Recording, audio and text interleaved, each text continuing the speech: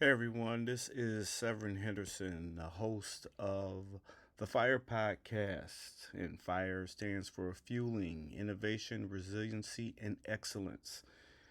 This is a podcast that I have been doing for a little while, and I wanted to restart it and redo it. Over the time that I haven't been doing the podcast, I've met some new people, new individuals, and just some really interesting people that I would love to get on mic for you to be able to hear them and interact with them.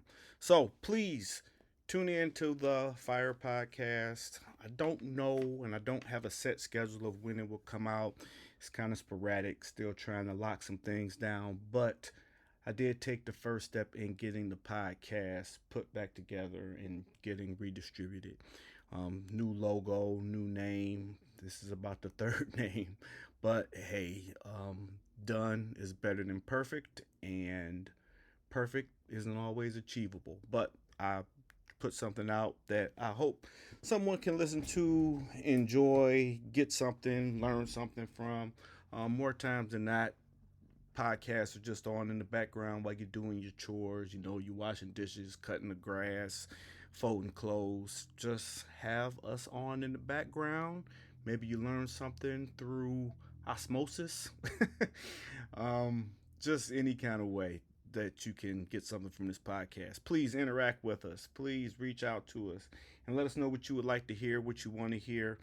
Um, Again, we just have a whole bunch of new things coming up and coming out, and I really appreciate if you've listened to me for any amount of time. And if you're a new listener, welcome to the experience. Eventually, we're going to get some video podcasts up, and this is just going to be a fun, interactive ride that I am ecstatic that you are joining me on. With that being said, got a new intro song, so we're going to play that. Then we're going to get into this episode. This episode is with Quintion Echols and Anthony Walker. They're both Columbus firefighters. I'd like to make a point that just because that's my career isn't what my whole existence is about. It is a huge part of my existence, but this podcast is more than about just fire department and fire related issues. That's why I kind of took the fire element, then put it with the acronym again: fueling innovation, resiliency, and excellence. Those are all words that mean something very distinct to me and that I appreciate in my life and in my everyday struggle to be a better human. So, again, Tony Walker, Quintion Echols, listen to this episode. Please leave some feedback. Love to hear from you. Love to know what I can do better, what I'm doing worse, all of the above. Here's the intro.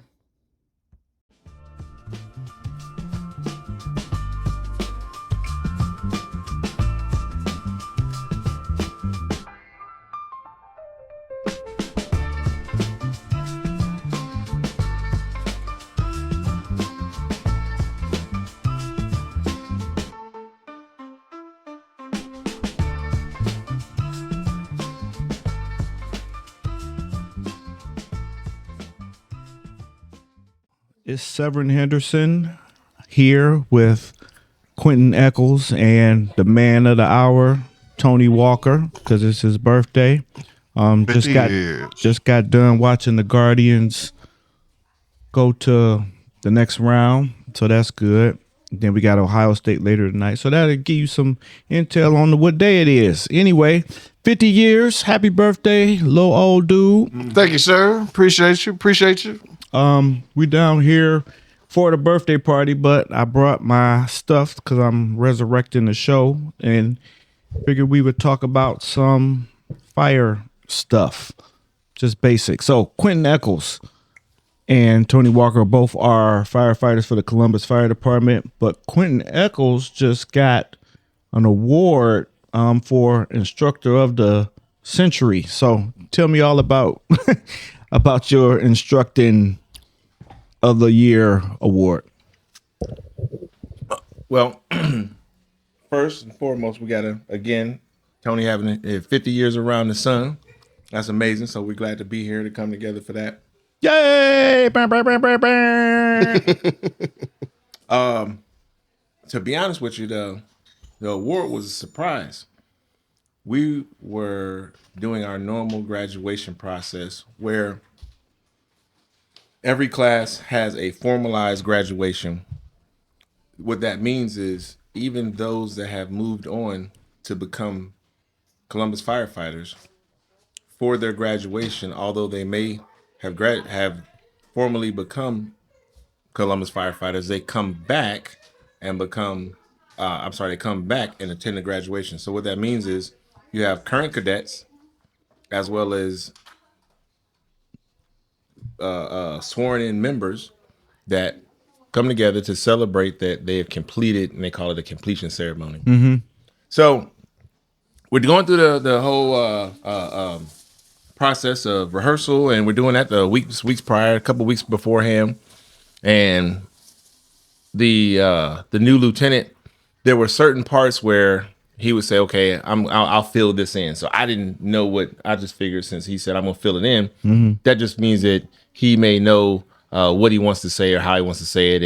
And as we got closer to the end, we kind of did very brief, just walkthroughs. And doing those walkthroughs, a lot of times he would just announce, like, this is where I'm going to say the welcomes to the dignitaries, or this is what he would just announce the actual moment. So I never knew through going through the rehearsals that it was going to be anything more than just a regular graduation, or completion. But yeah, so I was like, okay, cool. This is my fifth one.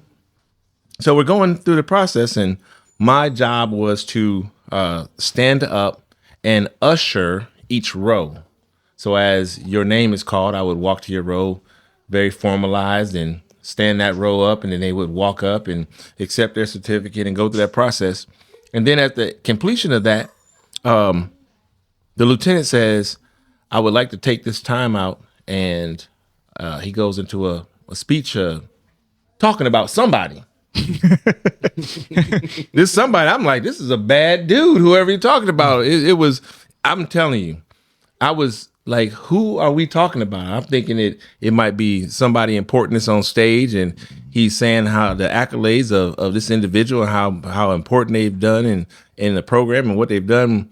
And I'm racking my brain because the things that he's saying, I'm thinking, nobody, none of them did this before. It has not occurred to that, well, you've done these things. Mm-hmm. And but I remember thinking that whomever he's talking about, I guess we're gonna have to give them a round of applause, because they sound like they are really put together. And right at the completion of his speech, it kind of hit me like, he might be talking about me. This might be about me. And they called me up, and I was shocked. I was taken back. I was surprised. I was overjoyed. I made it up on stage. He dapped me up. Funny thing is, you can't see. You can probably see it in the video, but he reminded me, because it was so shocking, to make sure that I shook everybody's hand. Okay. He said, "Hey, make sure to," because I would have grabbed my joint and bounced. But as I walked down the stage and shook everybody's hand, and it was such a fast moment in terms of, it was unexpected and it was happening so fast.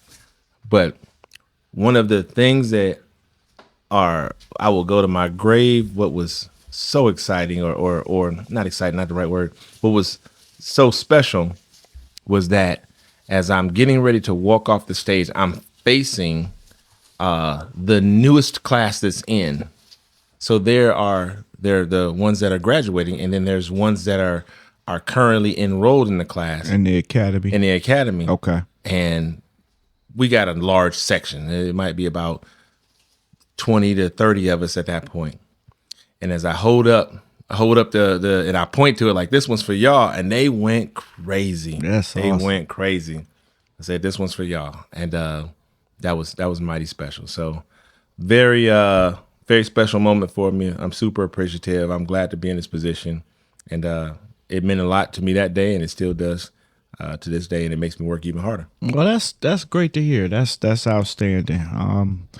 I personally in a instructor role, and just asking you, did you ever think that you would be, like when you first started in the service, that you would be an instructor at all? Never. Right. That's the same thing I think too. So that's why I asked you how you feel about that. Never. I'll tell you a very quick story.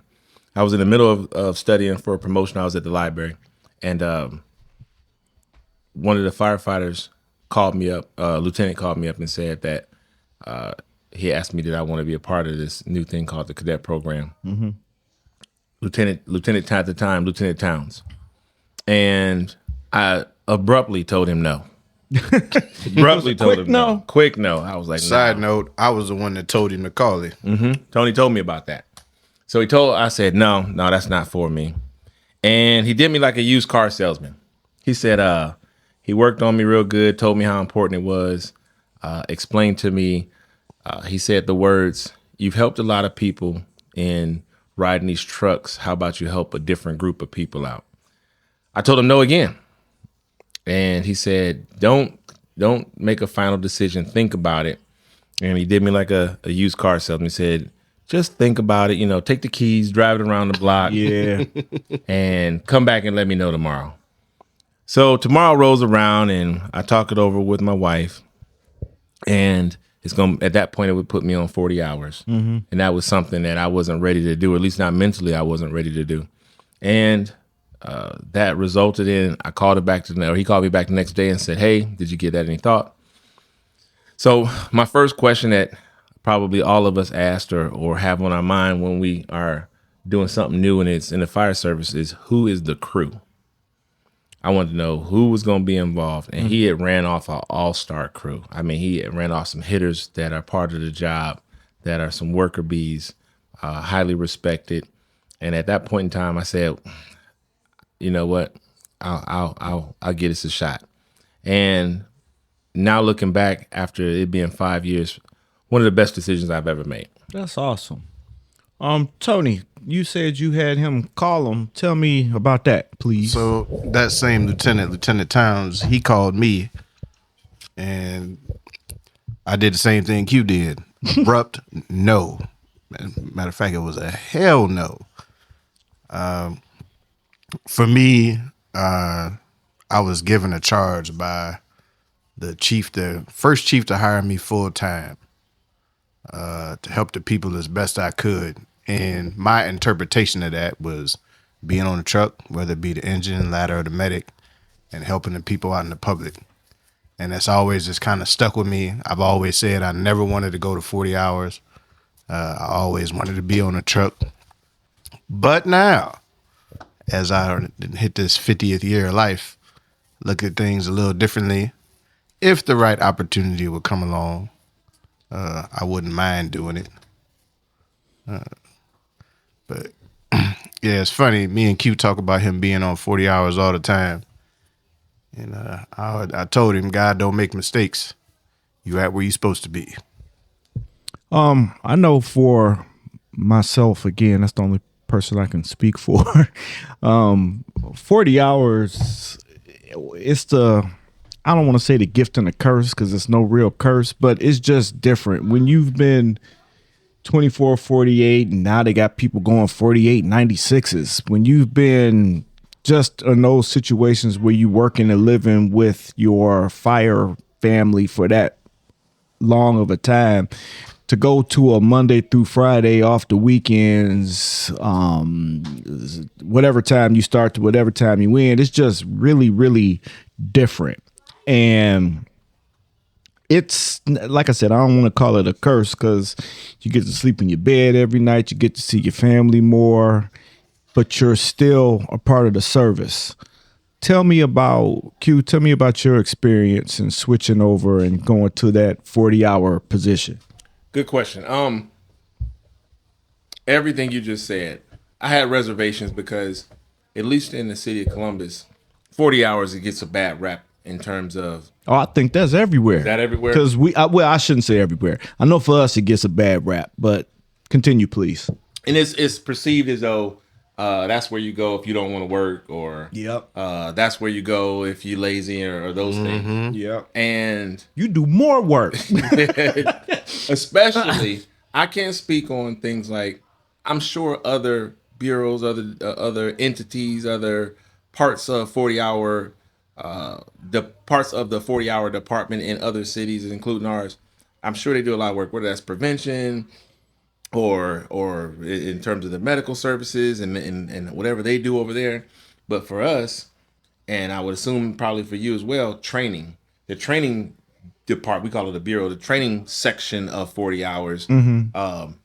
You work hard because you're responsible for helping, teaching, being a part of a group of individuals. So since that group is listening to you, you don't get a break to say, I don't feel like working today. They are looking for you to give them guidance, knowledge, and you're part of a team that's executing that. So oftentimes what I find is that you work harder in a different capacity. Right. When It's not like pulling ceiling or pulling extra hose or bedding hose or doing stuff around the sure. firehouse, but it's working hard in a different capacity. and it's mentally draining. Oh my God. You're trying to you're trying to be assistant planning. You're assisting in teaching. You're assisting in staying on schedule. I have a lieutenant that told me that he worked with us. He since has become a captain, but he said being at the station is easy because, and what he means by that is, you take these calls, and depending upon how busy your engine is, your truck is, you take these calls, you eat, and you go home. Whereas on 40s, or at least in training, I should say on 40s, it's planning, which is in and of itself a task and a feat, executing, and then evaluating, was that successful? Right. And then rinse, wash, and repeat each section all the way through. And it's over time. It's over time. It's not like you don't even get the result right then and there. It's kind of like you have to wait. Like with a call, I love the way you said and explained that. You go to the call, you do your thing. I mean, you might not get closure as far as knowing what happened after the call, like you had a bad gunshot, did they survive, or somebody delivered a baby, what's the baby's name, something crazy like that. But with these situations, and like I said, during training, you don't really know if it's effective until A, they take a test, or B, if they go out into the field and you start getting calls like either you get two types of calls. Well, three in my case. You get the one call, people call, hey, what's this person like? You tell them what you remember about That's them. the one at the beginning. Yeah, that's the one at the When beginning. they come into the station. Or you get the, hey, what did y'all do to this person? They can't do nothing. They can't cut. Well, that's a different story. We'll get into that a little later on. But they can't do nothing. Or you get, whatever y'all did, y'all doing something great because this candidate y'all sent us is fantastic. Mm-hmm. For sure. And you spoke on having results when you finally wait that time out, whether it's a test, whether it's a state test, whether it's certification, whatever it happens, it's a process. So it takes time to see the results. And now you're reevaluating yourself, saying like, did I do something wrong? Could I do something better? Yep. What did I do where they didn't receive the information? My function of the current setup is that we kind of have I like to think of it as a 3-pronged attack. So I'm responsible for assisting with the fire certification. So I would be the lead instructor on setting that up. Then we have an EMS instructor that's the lead on making sure they get whatever EMT certifications and setting up the planning. Like I say it in brief, but that is a several month situation. So when you're that instructor for that amount of time and you have that responsibility, a lot of things fall on you, whether that's planning for other instructors to come in, assisting with remediation, testing, all of that falls in different places. So, and then the last part of that attack is we have the PT and the physical fitness. So you got to make sure that these individuals are ready to receive and physically can do that information. So my point of the story is that all of those things are processes, and you don't see the benefit or the lack of maybe your teaching until a delayed response. Unlike when you go on a call, Right. and it happens like I know what happens at the end of this. Yes. Relatively, right. You get to take them and you drop them off and hand them off to somebody else. So right, that's makes total sense. Tony, you're in a different position as well, not the 40s, but aren't you are doing part of scheduling information, correct? Yeah. So I still work 24/48s, but I work in Columbus Division of Fire, calls him ES2. His rank is a deputy chief. He's the chief over the whole city for the shift. We call it units. I'm on one unit. I work in his office doing scheduling for the first 8 to 12 hours of his day. I actually start at 7 in the morning instead of 8. Okay. But that's when staffing is done, that first hour between 7 and 8. That's kind of what our people do manpower wise. They start a little bit earlier because they got to get the day going and everything. Yep. So The busiest time of the day for us is basically... Real quick, I have to throw in a little disclaimer before we keep going. We're kicking it in the crib, so it's other people hanging out. So if you hear stuff in the background, sorry, until I get a studio for real. It's a family event. So Okay. we got family in the back. Okay, go ahead and finish. Sorry. So our busiest part of the day is basically from 7:15 till 9 o'clock in the morning. Okay, so like with call-offs and all that other fun stuff. So you got till 7:15 to call off. The Chiefs call in their numbers. Then we need to figure out if we have enough manpower already at work that we can fill any vacancies with what is called TTs, temporary transfers, or we call in overtime. Okay. Depends on the day. Some days during the week we can TT and there's minimal overtime.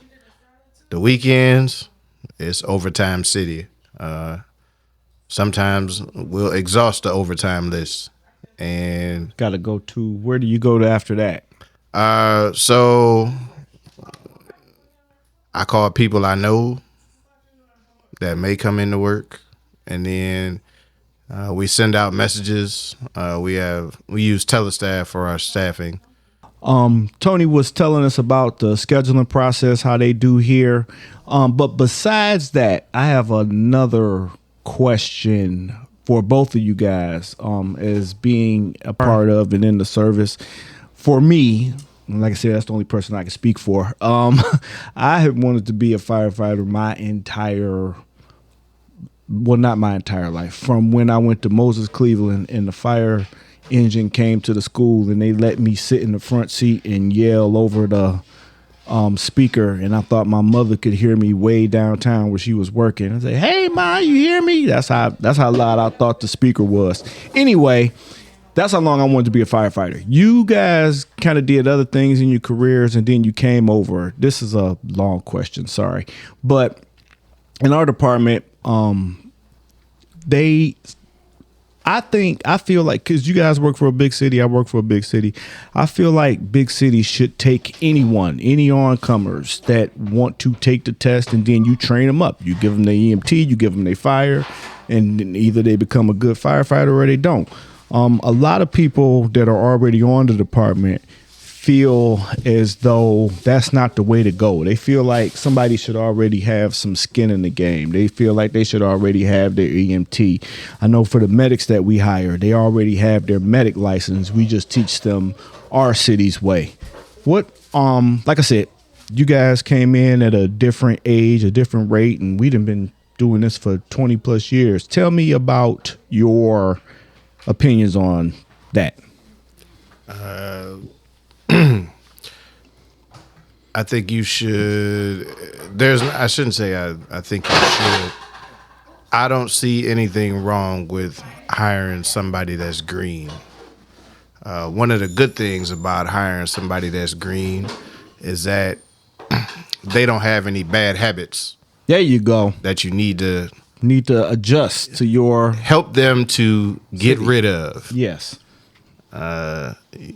If they come into your organization, don't know anything, and they green and fresh, you can teach them your way, and that may be a lot easier as opposed to somebody who comes in, they've been in the fire service, they know the ins and the outs, and they may come through your academy process and not give it they all, or to, I'm just here, to graduate. I'm gonna do the bare minimum to get by, and then I know I can do that and make it to graduation, and then I hit the street. As opposed to having somebody who's green, who they gonna want to give it they all, hopefully. And I don't know if I don't work down in training, so I can't say who's better. We'll call them the greenhorns. The greenhorns are the dudes that come on with some experience. Okay. I'll give my opinion after instructor of the millennium here gives us his opinion. In 5 years of being down in the training, assisting with training, I use an example to answer the question. So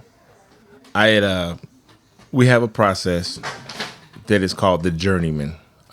If you think of any trades, whether it's electrician or plumber, you have to go through a journeyman process where you watch someone and then eventually you achieve the status of being a journeyman firefighter, plumber, electrician, and so forth. So we have a young lady. When I met her approximately 3 years ago, or almost a little bit over 2.5 and some change, her name is Aaliyah Reed.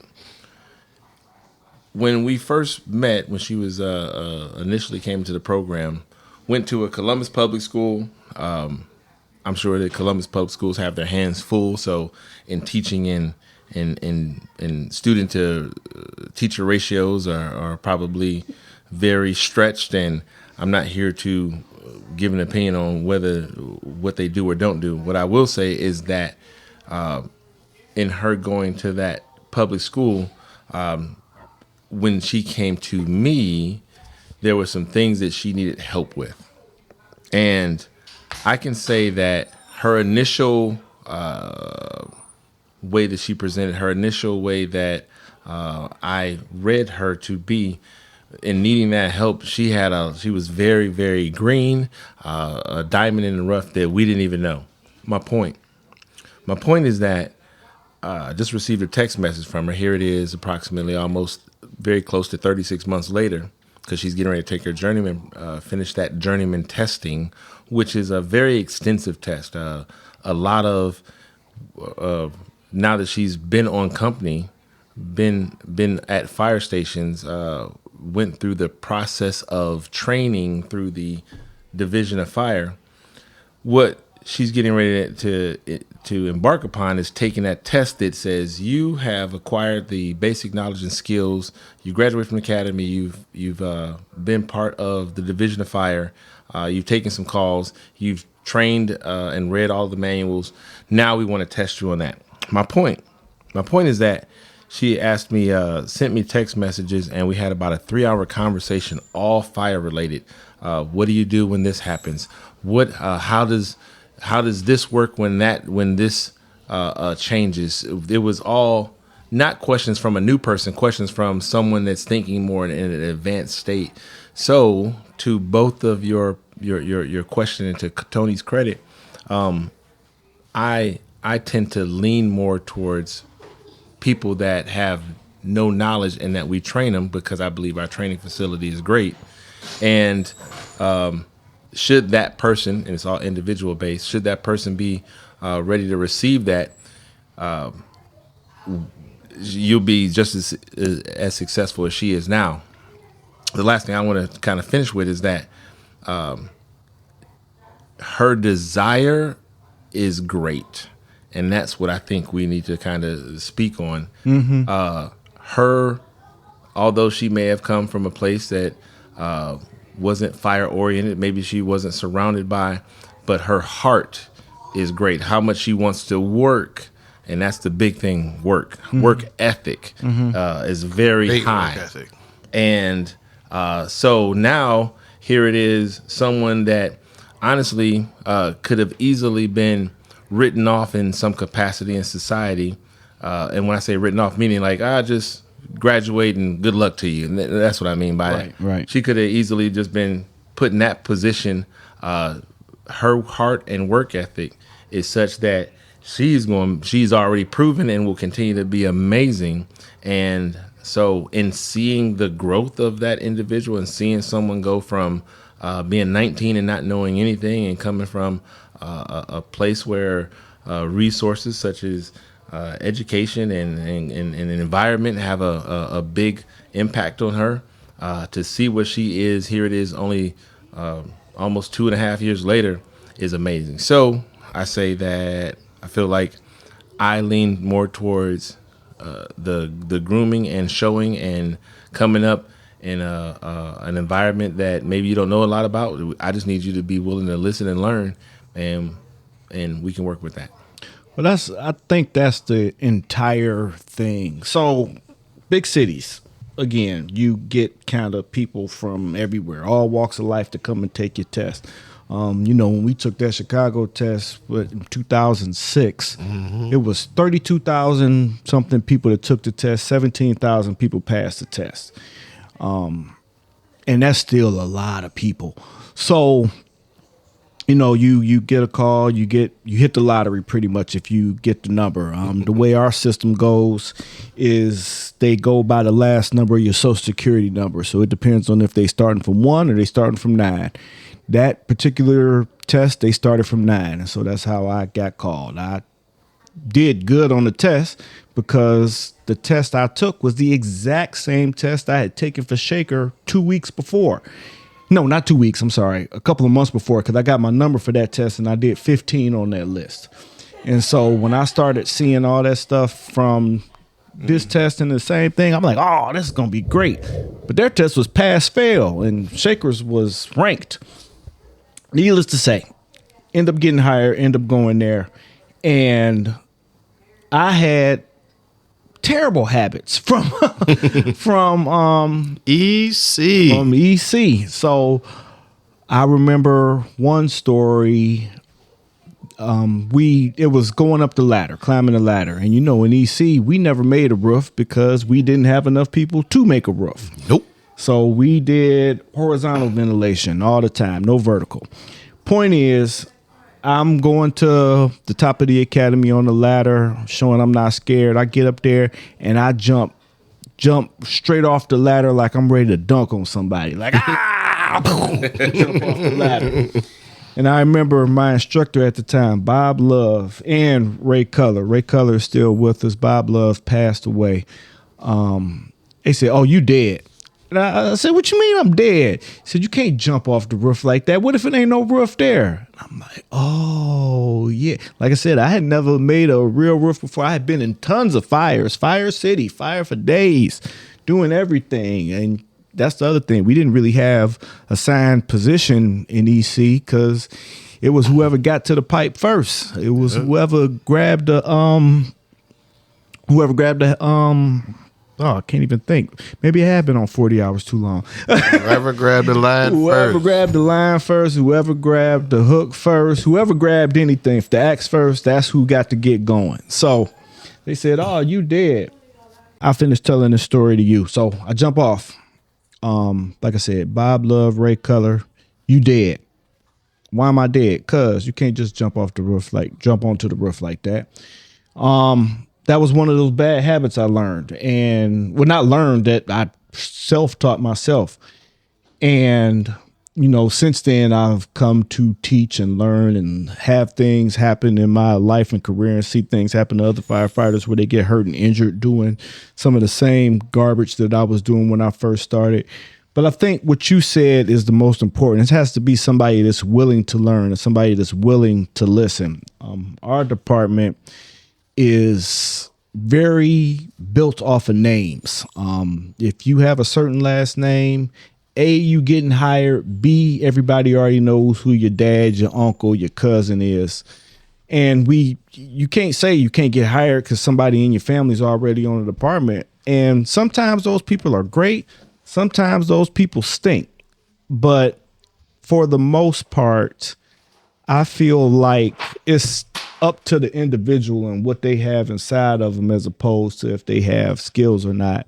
And then two last parts to that story. So I jumped off the roof with Bob Love. His son was in my last academy class, and that's an awesome thing. And that's what I say about the names.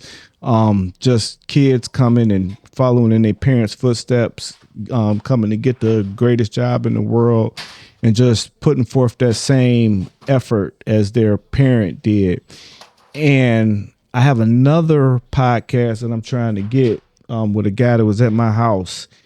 And he came really straight from the street. Like, this dude was in gangs.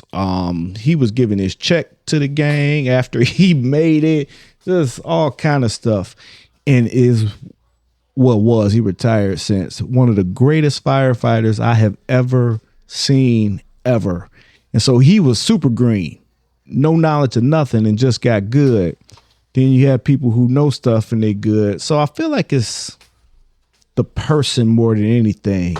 But now that leads me to another question. How do you find that in a person? Conversation. So you hiring somebody for fire job specifically. We won't just say for what you got going on, but fire job specifically. What kind of conversation do you have with an individual to kind of find out where they're at, if they would be good? I think just casual conversation. You find out a lot from somebody just talking about nothing. Okay. Give me a nothing question.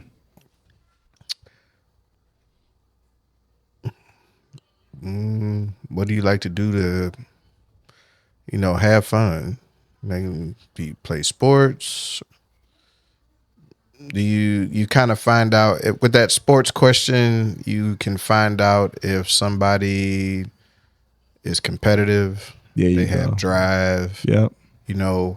Are they athletic? Or they have any athletic ability? Because let's be honest, this job requires some athleticism. Yeah, I've been finding that out. You can teach technique all you want, but if you don't have an athletic bone in your body, you getting off the rig, grabbing a line, or you getting off the ladder, and you the outside guy, and you got to throw the ladder to the rear, generator to the back door, forcible entry to that back door.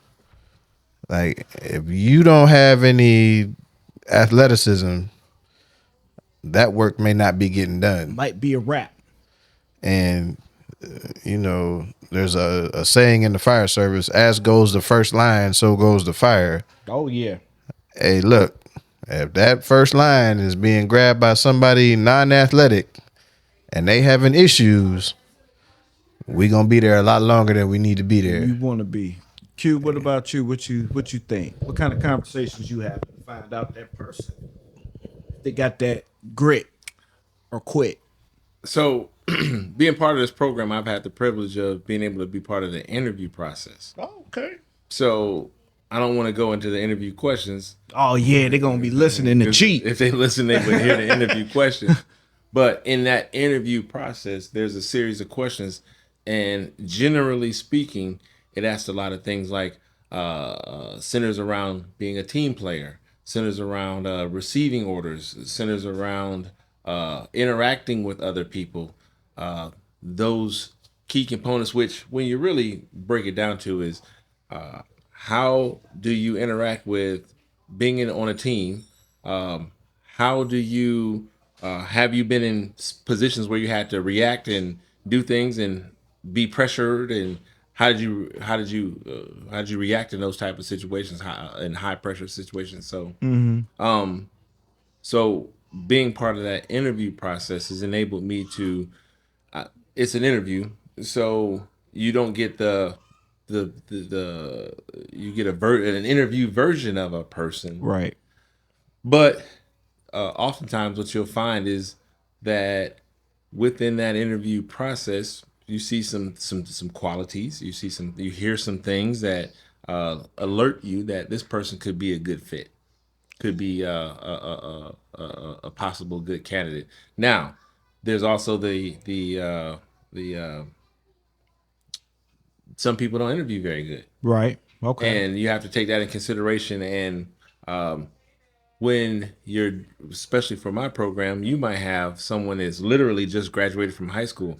Maybe they just don't know how to interview. Yes, that's what I wanted to get into next. So you have to, what I've tried and I'm working on and still trying to develop is that skill of reading between the lines, of trying to understand maybe this person hasn't had formal interview training, but do they still possess the skills, attributes, and qualities that are necessary to be a good firefighter. Far be it for me to be the judge of someone that is that, but when I'm tasked to do that job, I try to do it to my best of my ability. Therefore, you try to take your training and what you've heard and what you've seen and what they're presenting you with and try to make an educated guess. So what that means is sometimes you're right and sometimes you're wrong. Yeah. No. The thing I like about that and even having an interview process is if you take the time to prepare for an interview, even if I can tell you prepared for the interview, then I know you want this. I know it's more than just something that is a passing fancy. If you take the time to put on a nice outfit, if you take the time to tie your tie properly, if you're a young lady, if you take the time to put on a nice professional outfit, make sure you look nice and everything's in order. If you have the pride to do that, then I feel like you have the pride enough to take this job. Let me tell you where I was wrong at. Tony, I know you want to speak. I just want to tell you where I was wrong at. We had an individual, I won't say whether male or female, we had an individual that clearly was in the mirror and practiced what they thought would be answers, what they thought would be good answers. They did a wonderful job, came well dressed, well prepared, extremely, and they got the job. They became a cadet, and I know that term is used differently throughout the fire service, whether it gets interchangeable to recruit cadet, new person, whatever. But this was someone we call cadets, those that want to be part of the cadet program, whereas the recruit is a sworn member that has passed the civil service test. With that being said, this person was the worst. This person was the absolute worst individual that, and when I say worst, I'm not saying that in a mean situation, a mean. No, form. Somebody can be the worst. It's we get too soft at times, but yeah, somebody can be the worst. They were the worst. They would fall under what I would deem to be, they presented extremely well, and I'll use the term product that we got in return. We were doing what is a search and rescue drill. You do your traditional go into space, find a dummy, so forth. The cap to that, they didn't do very well in that, and that's fine. Not to say that you're gonna be an all-star, and I'm okay with that. But the quality that I saw, that what makes me put them in the quote worst, was we were doing what's essentially a relay race. What that is just like a traditional relay race. We're all in line and we have to do a task, complete the task, and the next person does it. This race was drag a dummy a distance, the length of the bay, and drag it back with technique. This person, why I call them the worst, they got about 2 feet and said, "I quit. I'm good." Yeah, nah. And when they quit, it was like, okay, do you have students, cadets, recruits? Do you have people that may have confidence issues? Do you have that may fail at tasks? Yes, that happens. But when you quit and say, when you throw in a towel, that's where I personally can't accept and lose respect. But what they doubled down. I said, now I want you just to add just a little brief of history. They quit all the time on a lot of things. They were quitters. Yeah. So when they quit, and I'm not telling you, I'm talking about a smooth 2 to 3 feet of dragging this particular. Now, whether you're small in stature, larger in stature, like everyone has to do this, and it's a team building event. And this person got very short distance, quit, and I did what my dad would do to me. Okay, if you got a bad attitude, if I'm working with him, as a kid, and he would say, we own property and we might have to work on a toilet, a roof, a stove, or this or that, and in owning that property, if I was 12 years old and I had a bad day at school and I showed him the attitude that was not becoming of completing a job, he'd be like, go sit in the truck. That would crush me. That would crush me. That would shut me down. That made me feel smaller than an ant. So I used that technique. I said, here's my what I told this individual. I said, oh, you quit? They said, I do. I said, go sit on a bench that's in the bay so you get to see your team. Go sit on that bench and watch us work. And they was like, okay, Cool. I'm cool with that. And that was the double down of That me let you seeing, know. like, Yeah. it wasn't just I don't have confidence. It wasn't just I'm lacking the skill, the qualities that needed. It was I'm a true quitter. Yeah. And that's when I realized, and that goes all the way back to they interviewed amazingly, awarded the outfit, answered all the questions, practiced in the mirror, but they had that quality. Unlike the other individual, I said they didn't have heart. Yeah. That's what make it up. I got you. It's funny that you made reference back to your dad. I often say with the new recruits when they graduate and they come to the station and just talking to them about life and the job and all that, I often realize, I say it all the time, I'm an analog player in a digital world. I just don't understand some of these cats that come through. They don't get it. It's understand that you've taken a job, that there's a possibility that you might not go home in the morning, and you need to act like it. Yep.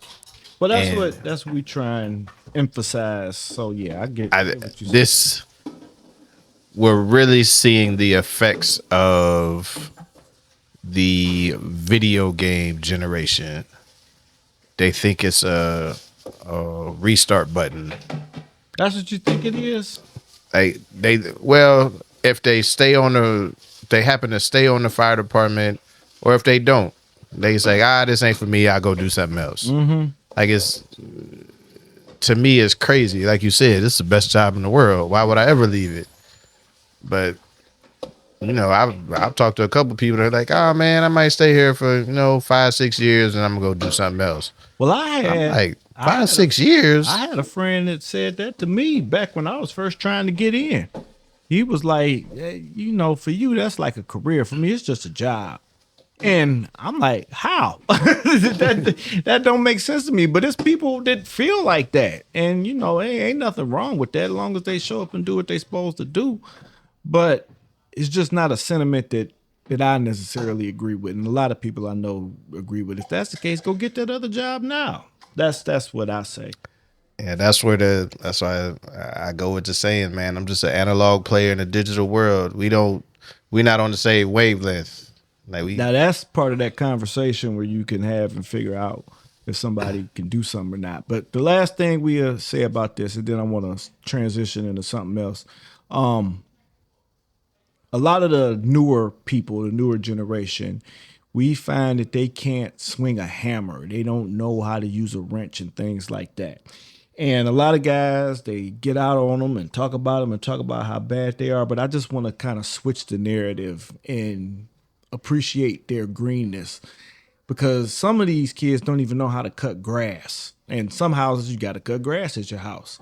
And the one awesome thing is you can teach them the right way to cut grass. They don't know how to mop floors. teach them the right way how to mop floors. Oh man, So I see some terrible floor moppers. you have to take those negatives as much as they can build up to be and frustrate you and make you want to slam your head against the wall. Find that bright side for people that's still out there in the field to work with these products that we're sending you. Sound cool? Agreed. Okay. Now, just quick transition. Let's talk about something happy and then we'll get out of here. So, a non-fire related story, because even though this podcast is now called the Fire Podcast, it's not really about fire. I just had y'all here to talk about fire stuff. You want to know what fire stands for? Give it to me. Fueling innovation, resiliency, and excellence. I like that. So it's my life. While this is my primary career, I say that all the time. I have so many other interests and things I'm into, writing, AI, tech, working out, just a ton of stuff.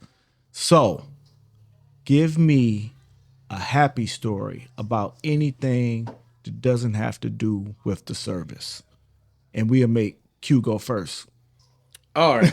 So I'll transition and say that being at my career, notice how I didn't say my job. My career is the fire service. That takes up a large portion of life. But I enjoy fishing. Yep. And in that You passion, should just be a fish. I really enjoy it. And I use that as a getaway. I use that as an escape. I use that as a place to go where I can have thoughts that are not fire related. Mm-hmm.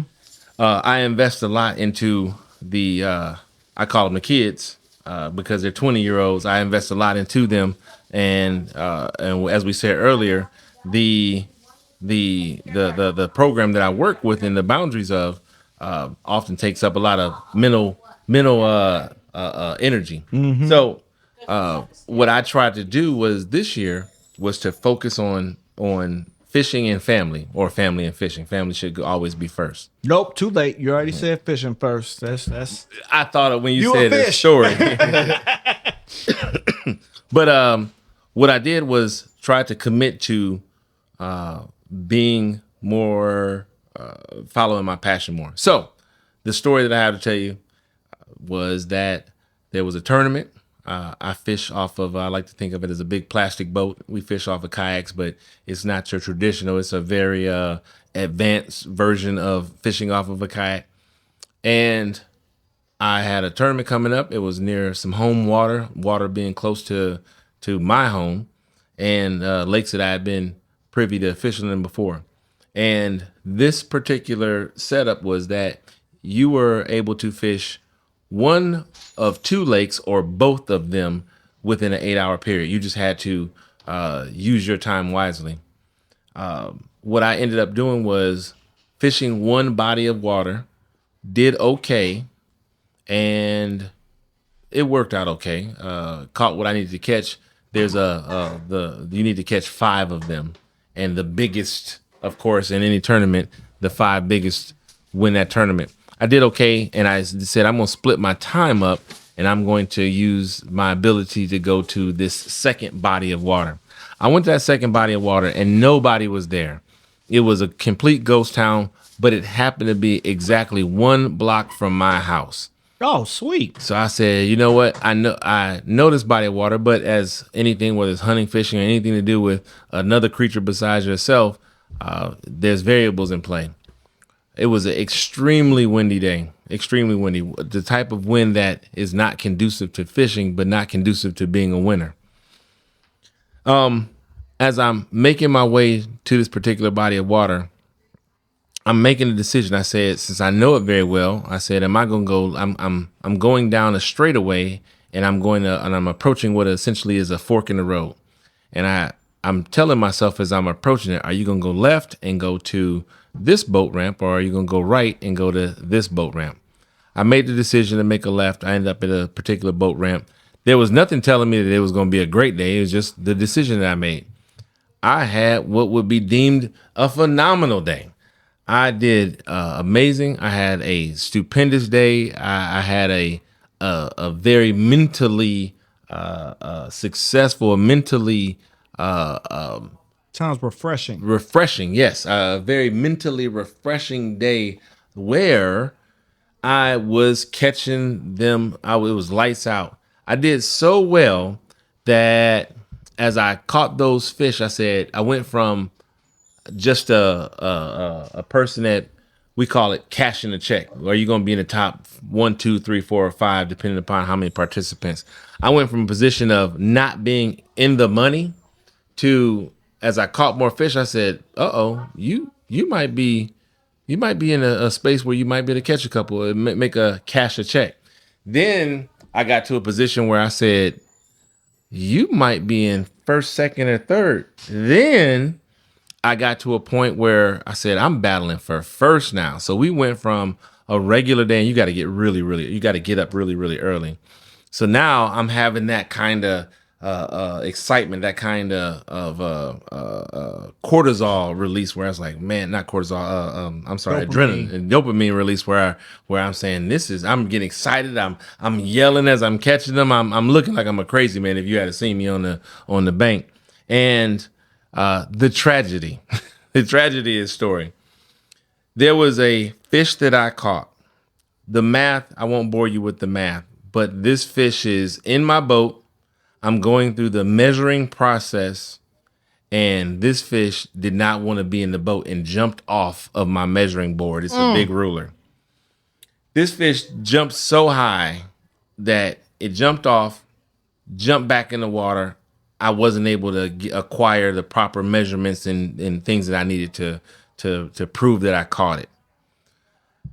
We go to we call it the measure in versus a weigh in. We go to the did you make a money place with the rest of the winners, or did you just become a supporter of those? And the math worked out that I came in second. Great. I'm happy. I was extremely excited. I competed with a lot of good people and came in second. But the math worked out that fish, that one, the one that jumped off, if I had have successfully landed, measured, and submitted that fish, that would have been the winning fish. Number one. That would have been number one, and it probably cost me anywhere. I think I won $1,000 versus $1,600. So it was a $600 fish. But I will say in closing that experience, the experience of getting up early, the anticipation, the going from one place to going to another, to climbing the leaderboard, to catching them and doing well, to being excited. One of my best stories for me. Nobody else was there. It's only me that was there, and but I know what I did, and it felt wonderful, and that's my happy tragedy. Fantastic, Tony. My happy story is just it's happy moments. Occasionally, I don't know for what reason, but I'll be laying in the bed at the station. And I just go over my fire career. Mm-hmm. Starting being at Woodmere with y'all, Sev, me and you being the EC together. Q coming down to Columbus, leaving Woodmere and Canton and coming to Columbus, telling me, man, you better get down here. And I finally get down here, and to experience everything I've experienced since I've been down here, I lay in the bed and I giggle. Mm-hmm. I giggle like a school kid. Because this could have turned out so much different. Yeah. And the way it turned out has just been awesome for me and my family and my life. I'm extremely grateful. But I'm sure within the next 30 days, I'll be laying in bed at work again, and I'll just start giggling. It's a great feeling. But that's a great story. I like that. Oh, I do need to jump on something that Tony said that sparked a thought. In the theme of what we're talking about, seeing young people successful and be able to experience this is the the happy story. Yeah. To see them go from being green, to see them being able to experience the same benefits and experiences that we have in doing this job, and being able to be a part of that has been definitely part of the happiness that I've had this year. I feel that. I like that. That's that silver lining. See, everything can't be bad. We can't be talking about green people and how they don't know how to do nothing forever. Gotta give them some credit. So, I want to thank both you guys for coming through. Well, I guess I came through. Y'all just sat down, but thank you for sitting down with me and indulging me. I'll put this up fairly soon. Hopefully somebody listens. Hopefully somebody can glean something from this conversation. And other than that, let's party. All right. All right. Deuces.